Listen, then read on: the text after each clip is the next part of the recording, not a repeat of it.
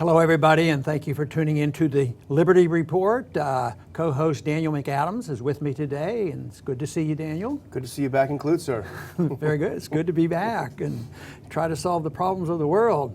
But it looks like they keep coming. The president, I think, probably has a little sincerity in wanting to wind down a war or two, but either he's very weak on his beliefs or he's highly influenced by others, because here we are today thinking about another adventure. At the same time, he has a few problems on his plate. Syria is not going well. Iraq is not going well. We're still very much involved, and troops are filtering back in.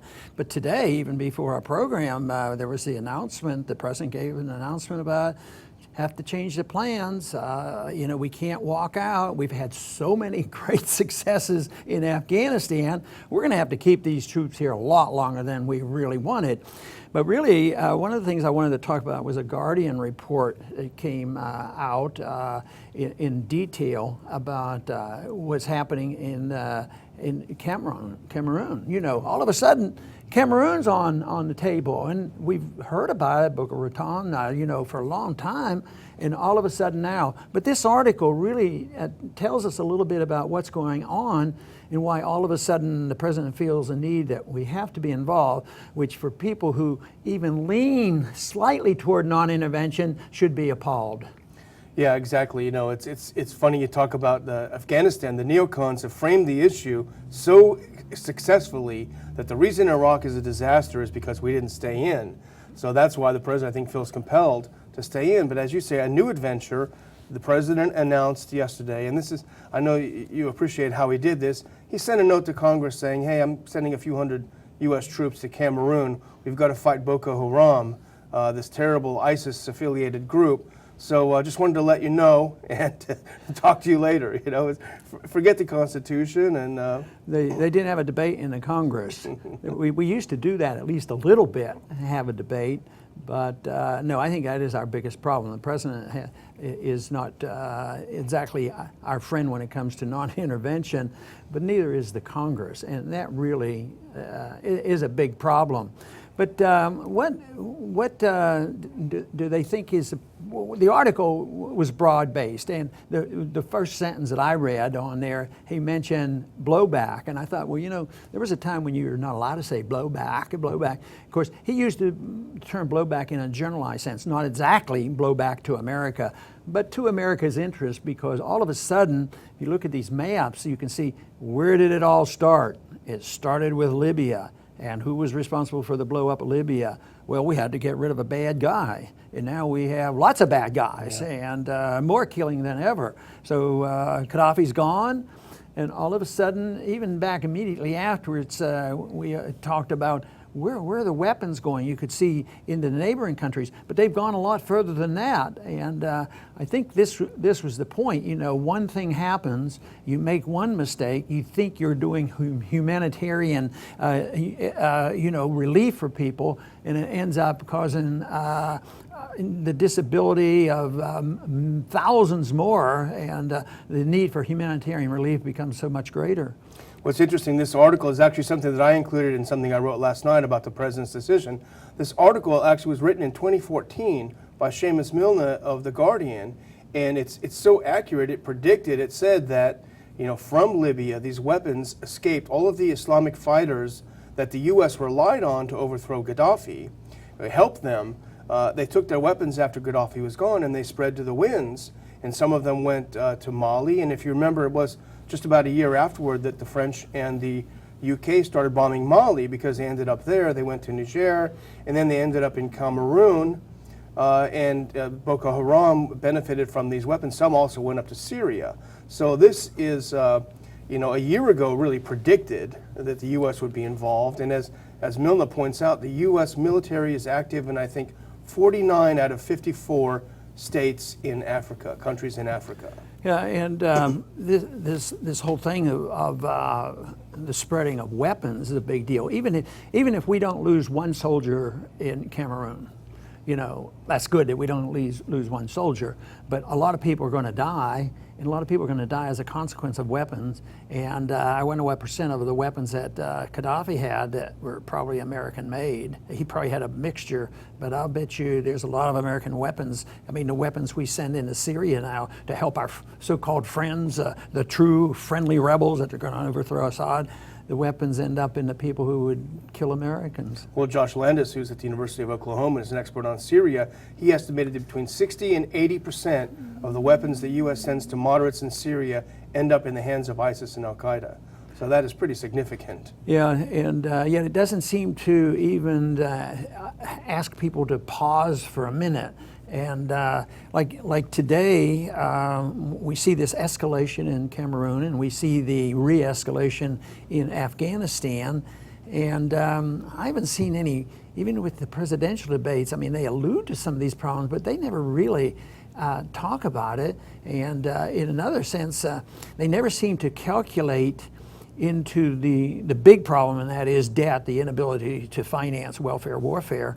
They never seem to ever want to calculate, even by conservative Republicans, or especially conservative Republicans, because they you know, the leadership, part of the reason why there's such division there is they want to get rid of sequestration. Mm-hmm. They want to make sure that there's not even the slightest hint of a cut in the increases, and because you know, we have to make the world safe democracy, and the results aren't very good.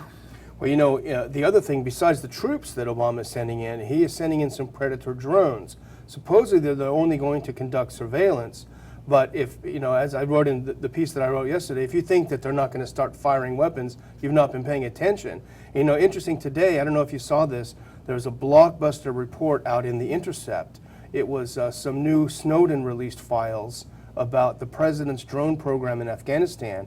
And the headline that jumps out hugely, there was a multi-month period at the height of Obama's drone war in Afghanistan where 90% of those killed were not the intended targets. And they think there won't be a continuation of blowback. I mean, what they don't measure will be how many people are involved, families are involved, and they have relatives and they have neighbors and all. And it is the drone, I think they said, has replaced Guantanamo as the best recruiting tool that ISIS has, and Al-Qaeda. Anything that they can see and demonstrate to the people, they just get very, very angry, and then they become violent, and then when they're violent and there's some vicious acts, and then we melt. We say, well, look, they killed somebody. They just lined up and killed them. Ruthless killings, but they never stop and think, what are they angry about? Well, you know, we bombed a wedding party. We bombed a hospital. Yeah. We killed innocent people, and then almost inevitably, this should be an insult to all of us, we who pay and those who receive. They say, oh, well, we killed them, we're going to give them a benefit. And it's that to me is such an insult. They give them a few $1,000 and say, well, we're sorry about that. Yeah. And sometimes they don't even say they're sorry. Yeah, don't be irritated. Can you imagine any American who loves their child or loves their children, how you'd feel in that situation? But you know, the U.S. War on ISIS in Syria and Iraq has not gone very well. They've not hit a lot of targets in a year of, I think, 20,000 sorties.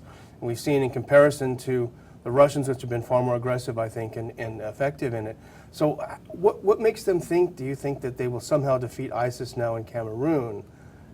No, and what makes them think that there's going to be more friends because we don't have boots on the ground? Well, we have boots surrounding, and we're there, and we're involved, but we're just not there in the trenches shooting and Americans getting killed.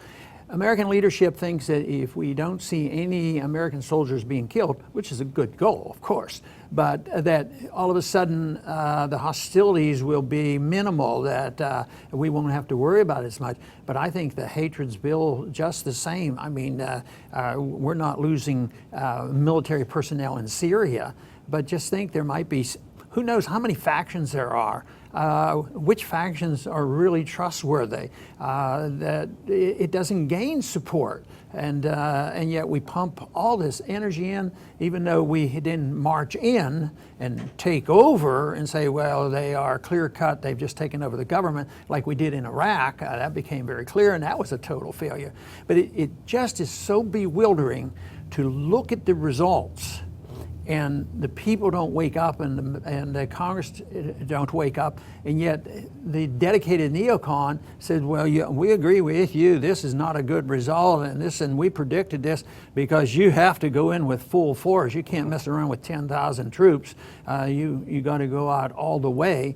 And so that is the argument. But too many Americans are too complacent. Well, what can I do about it? And they're worried about the consequences here at home, because the wealth is shrinking, and we stay on all these same economic policies, and they're angry at the rich getting richer and the poor getting poorer, and there's a military-industrial complex, and there's a banking-industrial complex, a medical-industrial complex, and it's just splitting the country up. And I always go back to the clear understanding of economic policy that contributes to this. It isn't like capitalism is evil, free markets are bad because rich people get all the money and we have to curtail that. And you hear this in presidential campaigns, and socialists actually get honest attention from multitudes of people. Well, it is true that we have a task before us. We do have this whole idea that there's a contest going on between those who want to use authoritarianism and those who would opt for liberty. And of course, right now the authoritarians seem to be in charge, but I keep arguing the case that the 20th century showed that authoritarianism, fascism, and communism failed. This century, we're going to see currently the failure of Keynesianism and even the interventionist foreign policy that we have with us today. Our troops will be coming home, and it won't be because we have all of a sudden a good vote in the House and the Senate and have the right president there. They're going to come home because this country is going bankrupt. But the sooner we can do that, the better, and the sooner we can call these people who are always willing to cover one bad mistake by producing another problem. We need to break this up. The sooner, the better. I want to thank everybody for tuning in to the Liberty Report, and please come back soon.